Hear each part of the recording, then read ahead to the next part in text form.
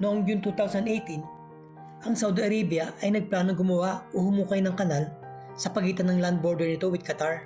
Ang proyektong ito ay tinawag nilang Salwa Canal. Pag natapos ang kanal na ito ay magre-resulta na pagiging isla ng Qatar. Ano-ano ang mga dahilan kung bakit ito gustong gawin ng Saudi Arabia? Ano na ba ang status ng proyekto ngayon?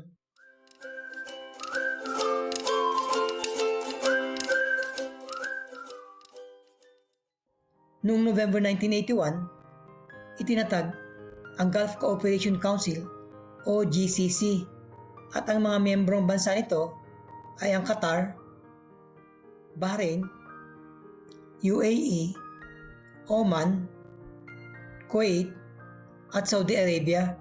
Ito ay para pagtibayin at palakasin ang political, economic at military cooperation ng bawat bansa na talaga namang naging epektibo. Dito rin naitatag ang military wing nito na tinawag nilang Peninsula Shield Force na ang primary objective nito ay para hadlangan o rumisponde sa kahit anong military aggression sa bawat miyembro nito. Subalit noong March 2014, nagkaroon ng alitan ang Saudi Arabia at Qatar dahil daw ang Qatar ay napag-alamang sumusuporta sa mga radical Islamist na grupo kasama na ang Muslim Brotherhood, which was declared as terrorist organization ng Egypt, at Hamas na siya namang de facto governing authority sa Gaza Strip, at ang military wing nito ay diniklarang terrorist organization ng maraming mga bansa na lubos namang tinutulan ng Qatar. Ang dalawang Hamas leaders na sina Ismail Haniyeh at Khaled Mashal ay nakabase sa Qatar. Noong June 5, 2017, lumala pa ang problema at ang mga bansang Bahrain, Saudi Arabia, UAE at Egypt ay pinutol ng tuluyan ang diplomatic at trade ties nito sa Qatar, at dahil dito, lahat ng Qataris na kasalukuyang nakatira sa mga nasabing bansa, bisita man o negosyante, ay binigyan ng 2 linggo para umalis. Ang lahat ng Qatari Airlines at shipping lines ay di na rin pinayagan na gumamit ng sea at airspace na kanilang nasasakupan. Isinara din ng Saudi Arabia ang border nito sa Qatar na siyang main route ng mga goods at food supply sa Qatar, na nagdulot ng panik sa mga Qataris at nagkaubusan ng mga supplies sa mga groceries at supermarkets. At bago din ang pagsasara ng border, ay pinabalik ng Saudi sa Qatar ang mahigit 25,000 na Qatari camels at sheep. Marami dito ang mga namatay dahil sa gutom at pagkauhaw na sinabayan pa ng sandstorm noong mga panahon na yon. At dahil na rin sa paglala ng alitang ito, nabuo ang ideya ng Saudi Arabia na mag-construct ng kanal sa border nito with Qatar.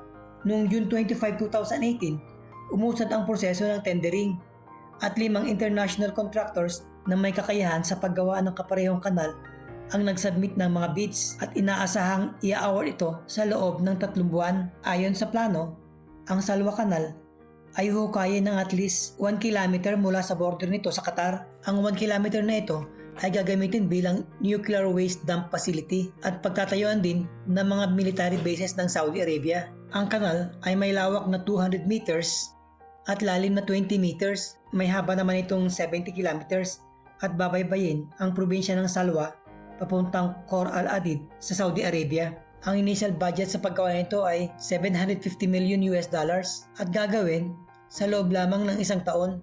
Ayon sa Saudi government, ang proyektong ito ay makakatulong na malaki sa kanilang ekonomiya dahil ito ay lilikha ng maraming trabaho, turismo dahil na rin sa mga gagawing private beaches, world-class resorts, marinas at marine sports, magiging industrial at economic hub, at magiging strategic shipping route between UAE, Bahrain at Kuwait na kaalyado ng Saudi Arabia. Ano na ba ang nangyari sa proyekto? At ano na ang status nito sa ngayon? Pagkatapos ng tendering noong June 25, 2018 at lumipas ang 3 buwan para sa contract award, wala nang balita sa proyekto. Marahil dahil na rin sa pagpupursige ng US na magkaroon ng unity ang mga Arab states dahil sa lumalakas na impluwensya ng Iran sa rehiyon. Ito ay pinatotohanan ng statement ng US noong November 2018.